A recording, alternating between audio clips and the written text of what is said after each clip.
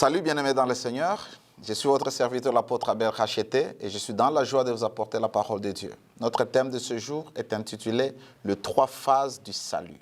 Lorsque nous sommes sauvés, nous devons comprendre quelle est la partie de notre être qui a été affectée par la vie de Dieu et pourquoi certaines promesses de Dieu, certaines réalités ou les expériences qui se trouvent dans la Bible ou dans la parole de Dieu ne sont pas notre vécu de tous les jours. Et cela va nous donner de savoir comment prier, qu'est-ce qu'il faut faire pour que nous puissions jouir de la totalité ou de l'ensemble de ce que Dieu nous a donné à la nouvelle naissance. Alors, je vais commencer par lire ce verset. 1 Thessaloniciens chapitre 5, verset 23.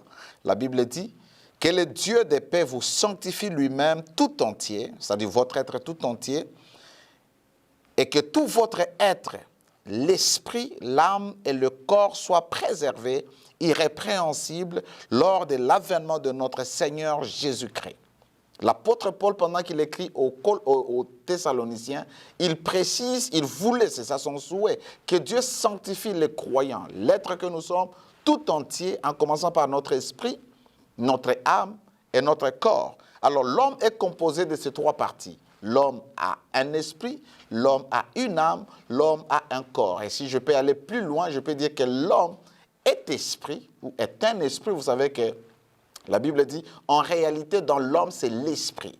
Et ceux-là qui sont nés de Dieu sont nés de l'esprit. Car la Bible dit, ce qui est né de chair est chair, et ce qui est né de l'esprit est esprit. Lorsque nous recevons le Seigneur Jésus, la partie de notre être qui reçoit la vie de Dieu, c'est notre esprit. Et le manque de compréhension de ces trois entités va faire que nous ne puissions pas comprendre la volonté de Dieu. Nous allons vivre des choses qui ne sont pas dans la volonté de Dieu. Nous allons vivre dans l'ignorance, dans l'échec et ne jamais expérimenter la puissance des promesses que Dieu nous a faites. Alors, lorsque l'on parle de l'esprit, l'esprit est tout simplement le siège de notre intelligence, le siège de notre communion. C'est à partir de notre esprit que nous communions avec Dieu. Notre esprit est le siège de notre compréhension, du jugement, de la perception, de l'intuition même et de la vie spirituelle. Vous voyez? Et notre esprit nous permet d'entrer en contact avec Dieu. Ou d'une manière générale, tous les hommes, leurs esprits les permettent d'entrer en contact avec le monde spirituel. Mais nous qui sommes enfants de Dieu, notre esprit nous met en contact avec Dieu.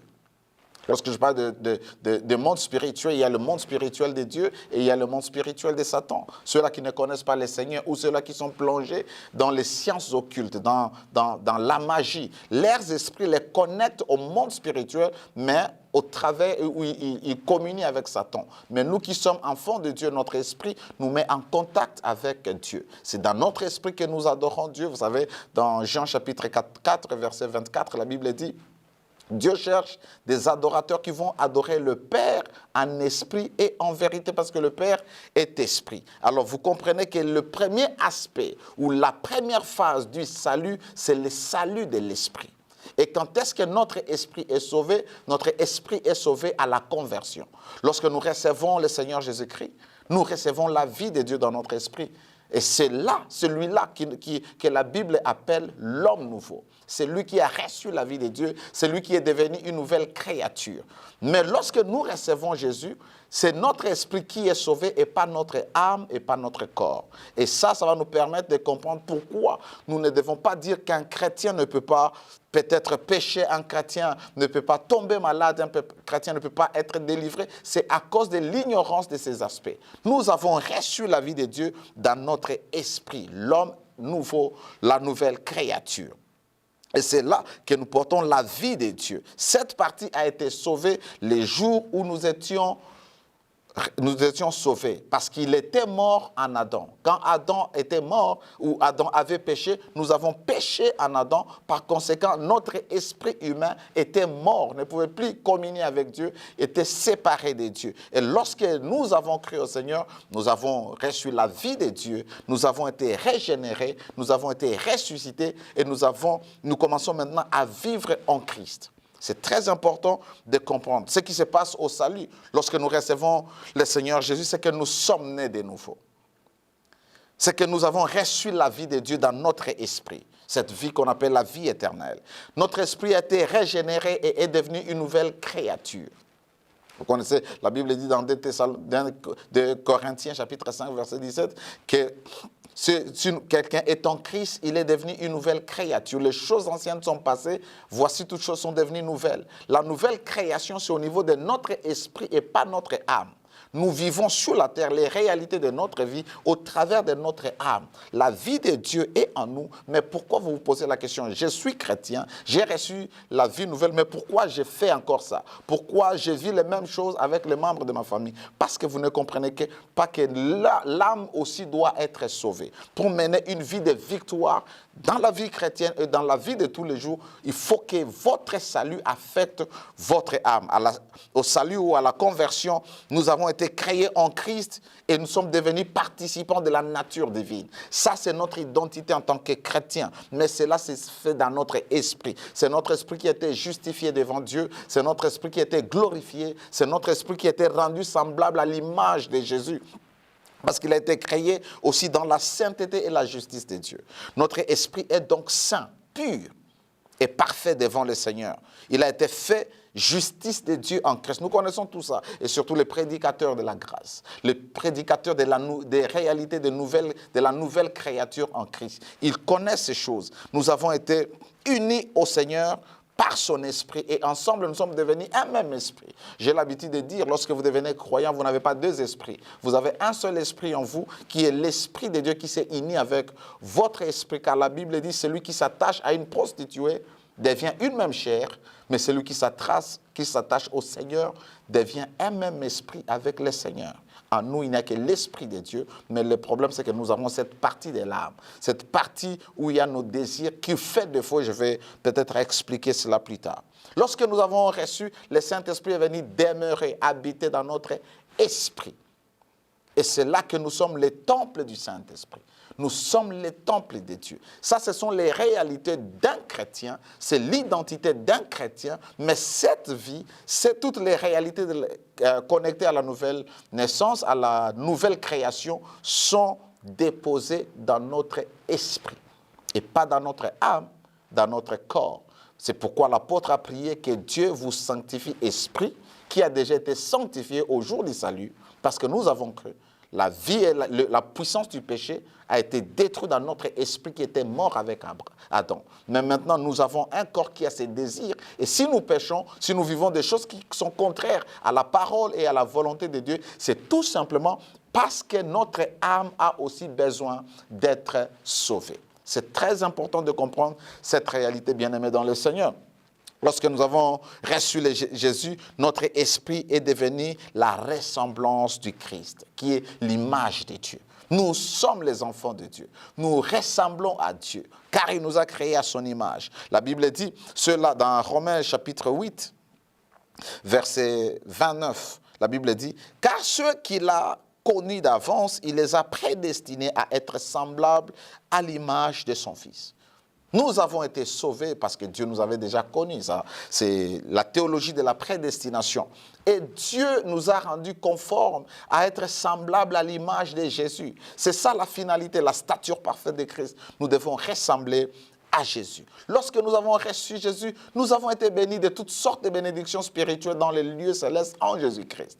Vous voyez, ça, ce sont les réalités qui se passent dans notre esprit. Mais tant que notre âme n'est pas sauvée ou n'entre pas dans le processus du salut, il nous sera difficile d'expérimenter toutes ces réalités.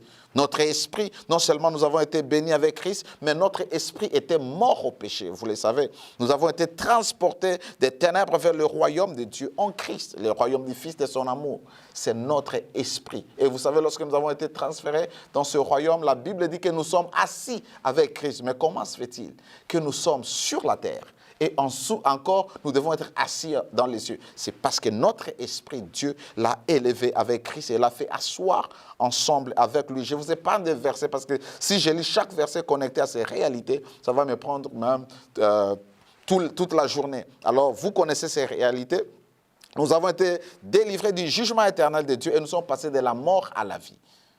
Ça, c'est notre esprit qui était mort et qui a été ressuscité. C'est ça le passage de la mort à la vie. Ce n'est pas que nous mourrons physiquement et puis nous allons ressusciter. Non, c'est notre esprit qui était mort en Adam, car tous sont morts. La mort est venue par une personne et la vie est venue par Jésus-Christ. Alors, nous sommes passés de la mort à la vie par le mystère ou le miracle de la résurrection ou de la régénération.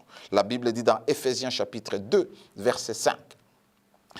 Nous qui étions morts par nos offenses, nous a rendus à la vie avec Christ. C'est par grâce que vous êtes sauvés. Nous étions morts par nos offenses, mais le Père nous a rendu la vie avec le Christ. Il dit, c'est par la grâce que nous sommes sauvés. Vous voyez que notre esprit, lorsqu'il a reçu le Seigneur Jésus-Christ, cet esprit est devenu vivant. Nous avons reçu la vie de Dieu. C'est dans notre esprit même que, parce que le Saint-Esprit y habite, c'est là qu'il y a la puissance de Dieu. C'est là qu'il y a la puissance de la résurrection. Tout enfant de Dieu est puissant parce que l'Esprit de Dieu, l'Esprit de puissance vit dans son esprit.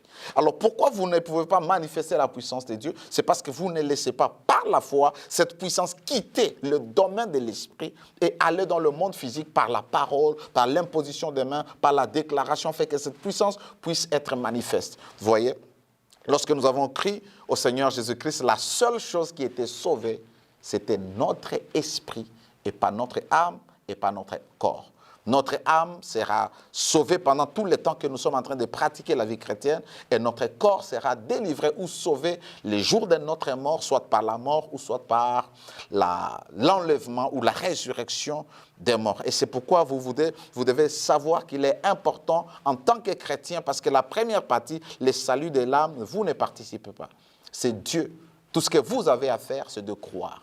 Vous êtes sauvés par la grâce au moyen de la foi. Vous croyez à la bonne nouvelle, vous croyez au Seigneur Jésus-Christ. Vous êtes sauvés, c'est le miracle de la régénération que Dieu lui-même fait par son esprit et par la puissance de sa parole. Vous avez la vie, vous êtes sauvés, mais parce que vous êtes sauvés, parce que vous étiez noir, vous devenez brun? Ou lorsque vous étiez brun, vous devenez blanc? Non. Si vous étiez gros, est-ce que vous avez la masse, la taille? Est-ce que vous devenez mince? Non. Pourquoi? Parce que la vie de Dieu n'affecte pas votre corps. Si vous étiez colérique, tout de suite vous arrêtez d'être colérique? Non. Pourquoi? Parce que ça, ce sont les choses de l'âme. Et l'âme maintenant doit être sanctifiée, l'âme doit être sauvée par ce processus où nous l'amenons dans la parole.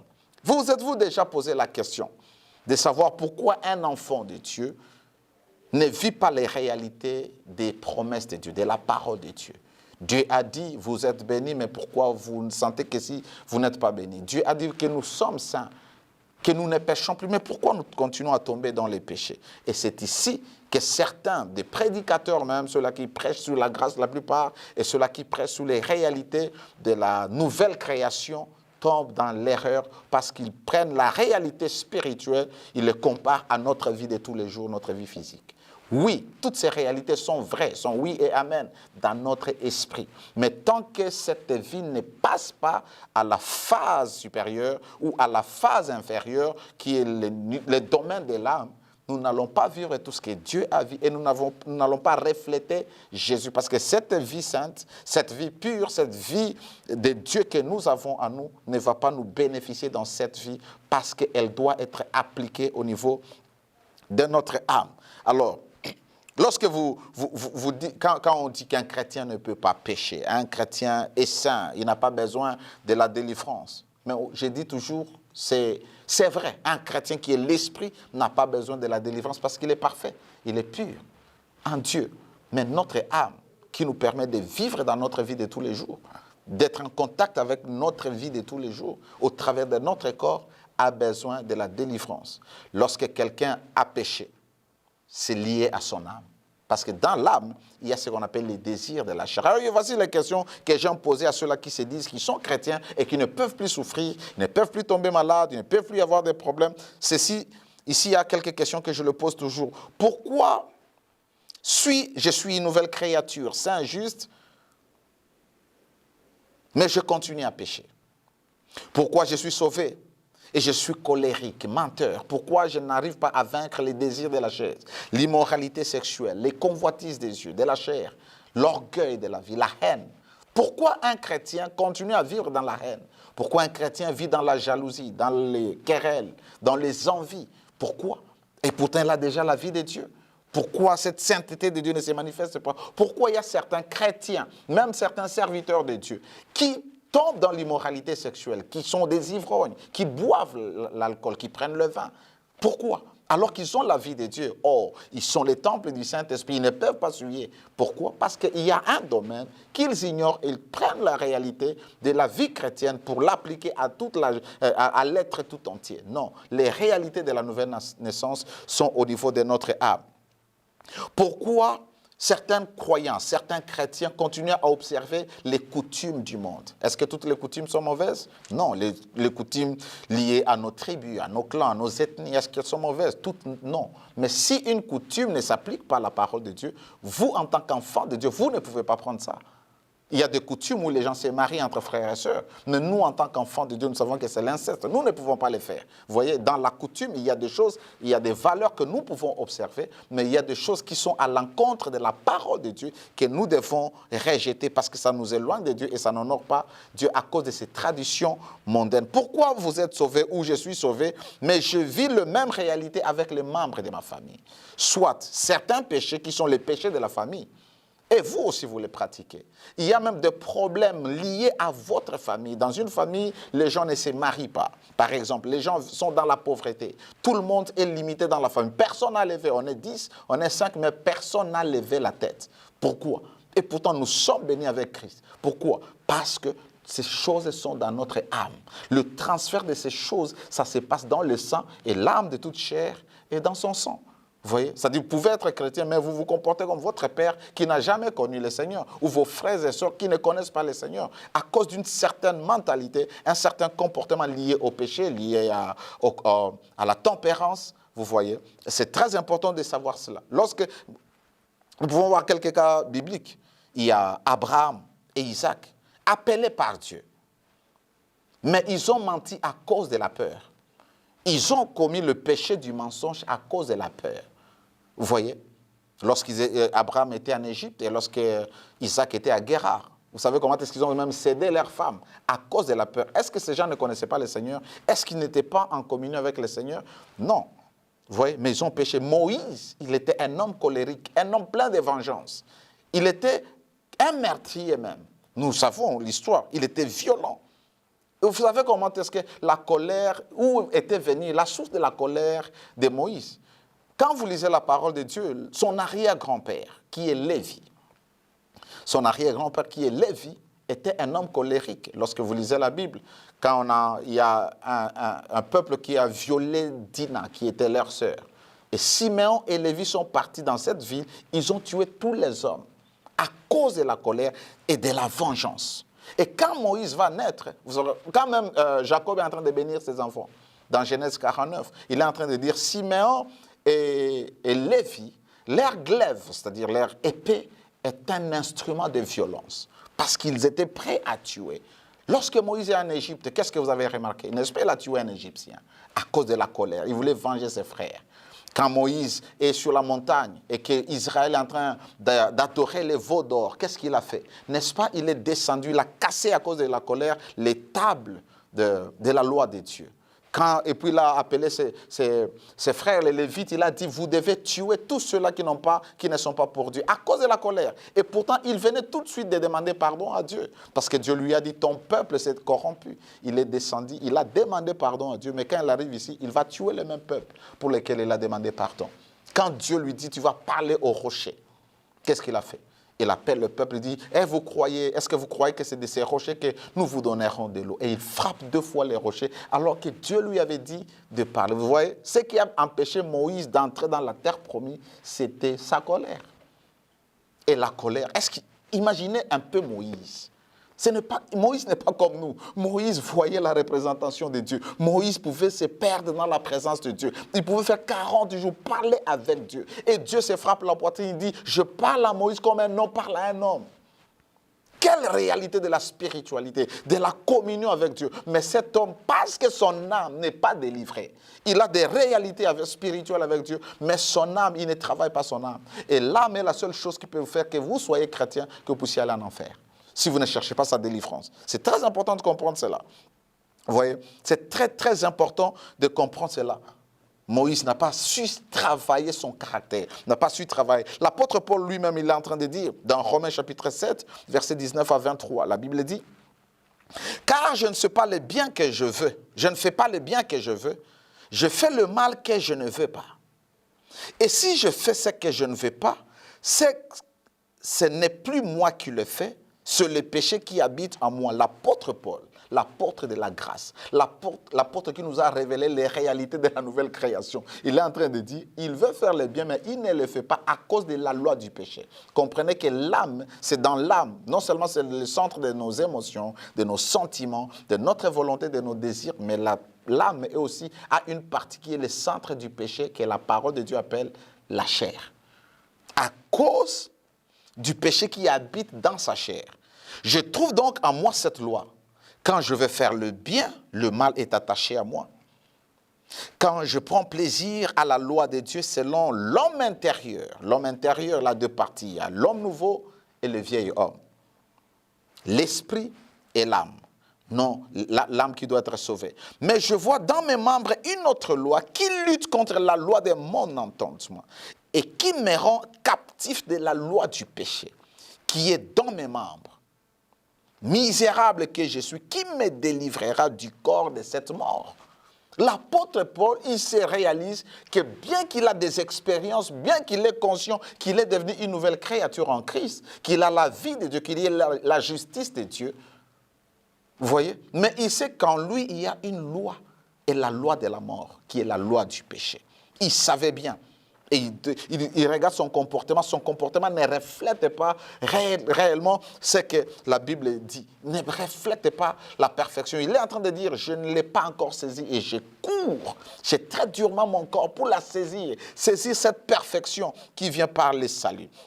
Et c'est là qu'il faut comprendre le deuxième, c'est là que ça nous conduit maintenant au deuxième aspect du salut, le salut de l'âme. Notre esprit est parfait, il a reçu la vie de Dieu, il n'a aucun problème. Il va entrer au ciel. Mais l'âme doit être sauvée. L'âme, il y a la partie de l'âme. L'âme, c'est, comme je disais, le siège de nos émotions, de nos sentiments, de notre volonté, de la pensée même, de l'imagination, de nos désirs. Alors, dans notre âme, il y a cette partie qu'on appelle la chair, qui est le siège de nos convoitises, le siège du péché. Et ça doit être sanctifié. Ça doit être purifié. C'est le siège de notre âme nous met en contact avec nous-mêmes, avec le moi et avec notre personnalité. La manière dont je me suis habillé aujourd'hui, c'est mon âme qui a décidé. J'avais peut-être 2-3 costumes à porter, mais mon âme a préféré ça. La nourriture que je vais manger peut-être aujourd'hui, c'est mon âme qui décide. Si je vais désirer, envier un véhicule qui passe, c'est mon âme. Alors vous voyez que c'est l'âme qui doit beaucoup plus être travaillée. Et comme je dis, l'esprit, c'est Dieu qui travaille. L'homme, c'est Dieu qui travaille en collaboration avec l'âme, c'est Dieu qui travaille en collaboration avec l'homme. À la conversion, notre âme n'a pas été sauvée. Il doit connaître, notre corps et notre âme n'ont pas été sauvés. Ils doivent passer par les processus pour être sauvés. Philippiens chapitre 2. Verset 12 plutôt, la Bible dit, « Ainsi, mes bien-aimés, comme vous avez toujours obéi, travaillez à votre salut avec crainte et tremblement. » Comment est-ce que nous sommes déjà sauvés? Et qu'est-ce que nous avons encore à faire pour notre salut? Rien du tout. Nous avons cru, nous sommes sauvés. Mais pourquoi l'apôtre nous dit que nous devons travailler à notre salut avec crainte et tremblement? C'est parce que travailler, d'ailleurs la parole de vie dit ceci, la version parole de vie, travailler pour être sauvé. Ici, il est question du salut de notre âme qui peut faire obstruction aux réalités de la vie de Dieu en nous. Alors, comment est-ce que l'âme est sauvée? L'âme est sauvée par la puissance de la parole de Dieu. Lorsque Jésus est en train de dire, sanctifie-les par ta parole, par ta vérité, ta parole est la vérité, cela veut dire qu'il est en train de se référer. Ils ont déjà reçu Jésus, ils ont déjà cru au Seigneur, mais il faut que la parole arrive à les sanctifier, à les rendre purs, à les délivrer de leur nature humaine. Alors, la mise en pratique de la parole de Dieu est l'élément essentiel pour commencer le processus du salut de l'âme. L'âme n'est pas sauvée automatiquement comme l'esprit. L'esprit est sauvé aussitôt que vous recevez Jésus. Vous croyez à l'œuvre de la croix, l'esprit est sauvé. Mais l'âme, le jour où vous recevez Jésus, le processus commence au travers de la sanctification et le lavage de l'eau de la parole. La mise en pratique de la parole de Dieu va sanctifier notre âme de ses pensées, de ses désirs, de ses convoitises et de ses souilles. Jacques chapitre 1er, versets 22, 21 à 22 dit ceci. C'est pourquoi rejetant toute souillure, toute impureté et tout excès de malice, recevez avec douceur la parole qui a été plantée en vous. Nous sommes sauvés, au verset 18, la Bible dit, nous avons été régénérés par la sémence de la parole de la vérité. Et il dit, cette parole qui était sémée en nous doit nous permettre de rejeter toute souillure. C'est ça la sanctification par la parole. Mettez en pratique la parole et ne vous bornez pas à l'écouter, en vous trompant vous-même par de faux raisonnements. Vous voulez que votre âme commence à être sanctifiée, à être délivrée de ses désirs et à être sauvée. Vous devez apprendre à pratiquer la parole. Deuxième chose, il faut le renouvellement de l'intelligence pour qu'elle se conforme, pour que notre intelligence se conforme à la volonté de Dieu. Là, vous lisez Romains chapitre 12, verset 2. Les renouvellements de l'intelligence. Lorsque vous avez la vie nouvelle, vous devez commencer à savoir que vous devez marcher en nouveauté de vie.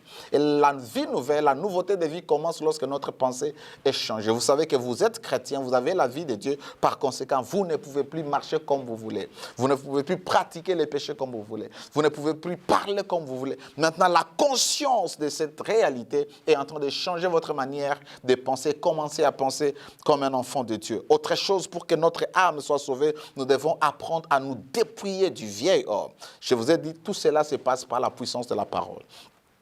Lorsque nous dépouillons du vieil homme, nous nous dépouillons des désirs de la chair dans notre âme, avec ses convoitises. Éphésiens chapitre 4, versets 20 à 24, dit ceci.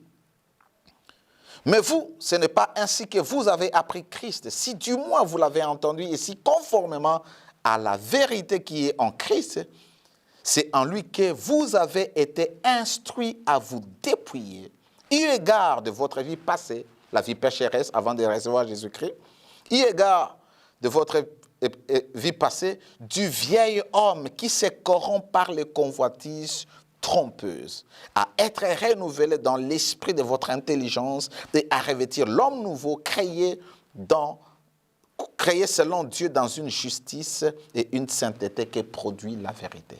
Nous devons apprendre à nous dépouiller des convoitises de la chair, mais en appliquant la vérité de la parole de Dieu, qui fait que l'homme nouveau, qui est l'esprit, qui a reçu la vie de Dieu, puisse grandir, puisse croître. Colossiens 3, 9 à 10 dit ceci, ne mentez pas les uns aux autres, vous étant dépouillés du vieil homme. Lorsqu'on parle du vieil homme, c'est l'âme non régénérée. C'est l'âme qui est le siège du péché. Et de ses œuvres, en ayant revêtu l'homme nouveau qui se renouvelle dans la connaissance qui vient de la parole, selon l'image de celui qui l'a créé. Vous voyez, il est important que nous puissions vraiment avoir la puissance de la parole de Dieu qui travaille en nous pour nous changer. Et quand la puissance de Dieu travaille en nous, nous commençons à revêtir Christ, nous commençons à manifester Christ, nous commençons à manifester le caractère de Christ, c'est-à-dire nous commençons à ressembler vraiment dans notre conduite, dans notre comportement, dans notre réflexion, Christ.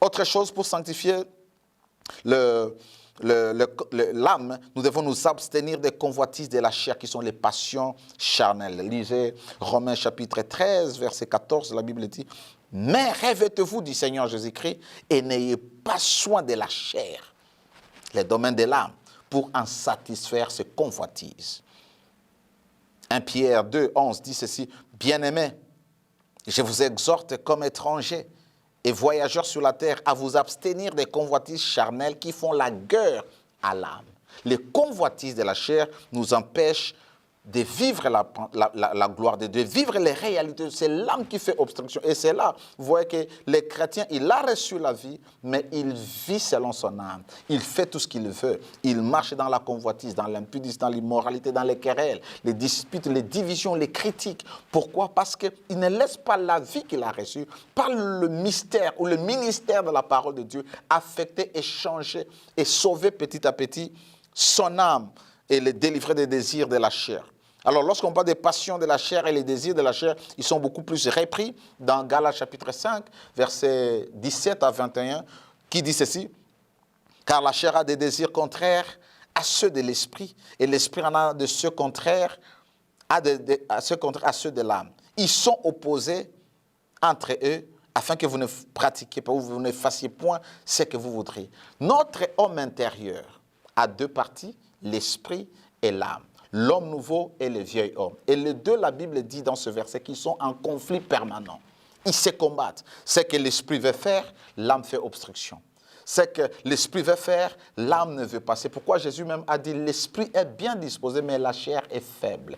Quand il parle de la chair est faible, il parlait de la faiblesse de la chair physique. Prier toute la nuit, être là-bas, c'était fatigant. Mais la chair dont il est question ici, c'est notre corps. Vous pouvez vouloir vous sanctifier, jeûner, mais après un temps, les désirs de la chair montent. Les désirs de l'esprit, c'est prier, être en communion avec Dieu. Mais les désirs de la chair, c'est manger, c'est dormir, c'est ne pas prier, c'est être distrait dans les réseaux sociaux pendant que vous voulez prier. Vous voyez, tout ça, il faut savoir que la chair, c'est ce qui nous empêche. Il dit, les œuvres de la chair sont manifestes, ce sont l'impudicité, l'impureté, la dissolution, l'idolâtrie, la magie, les inimitiés, les querelles, les jalousies, les animosités, les disputes, les divisions, les sectes, l'envie, l'ivrognerie, les excès des tables et les choses semblables. Je vous dis d'avance, comme je l'ai déjà dit, que ceux qui commettent de telles choses n'hériteront point le royaume de Dieu. Vous comprenez que l'âme, si l'âme n'est pas sauvée, de ses désirs et de ses convoitises, elle pourra nous empêcher d'aller au ciel. Et pourtant, notre vie, notre esprit a la vie de Dieu. Mais l'âme nous permet de vivre contrairement à la volonté de Dieu. Par conséquent, nous ne pouvons pas hériter le royaume de Dieu. Vous voyez, je suis en train de chuter. Autre chose, c'est que vous devez marcher selon l'esprit. Galates 16 et puis 25 dit, 16 dit, marchez selon l'esprit et vous n'accomplirez pas les désirs de la chair. Troisième aspect, c'est le salut du corps. Le salut du corps, bien-aimé dans le Seigneur, il est tout simplement la délivrance par la mort. C'est lorsque nous allons mourir que notre esprit, notre corps doit être sauvé. Lorsque nous mourrons, le corps est sauvé et le jour de l'enlèvement, notre corps peut aussi être sauvé et là, nous serons en train de vivre avec le Seigneur. La Bible dit dans Romains chapitre 8, verset 23, et ce n'est pas elle seulement, mais nous aussi, qui avons les prémices de l'esprit, nous aussi nous soupirons en même temps, en nous-mêmes attendant l'adoption, la rédemption de notre corps. Notre corps sera racheté, notre corps sera délivré et il sera possible les jours où il y aura l'enlèvement, ou les jours de notre mort. C'est là que nous allons porter les corps incorruptibles, car la Bible dit, nous porterons des corps incorruptibles. Nous allons revêtir l'immortalité. Nous serons ressuscités pour vivre avec le Seigneur. Vous pouvez lire comme le temps est fini, 1 Corinthiens 15, 52 à 54, et puis 2 Corinthiens 5, 1 à 4. Et vous allez voir que lorsque nous connaissons ce processus, notre travail en tant qu'enfant de Dieu, c'est permettre la vie dans notre esprit, affecte notre âme, par la mise en pratique de la parole, par la méditation, par la déclaration. Nous savons que nous sommes de nouvelles créatures, nous ne pouvons pas tomber dans la tentation, nous ne pouvons pas marcher selon les désirs de la chair. Que le Seigneur vous bénisse. Je suis votre serviteur, l'apôtre Abel Racheté. Merci beaucoup. Que la paix de Dieu règne dans vos vies et dans vos maisons. Amen.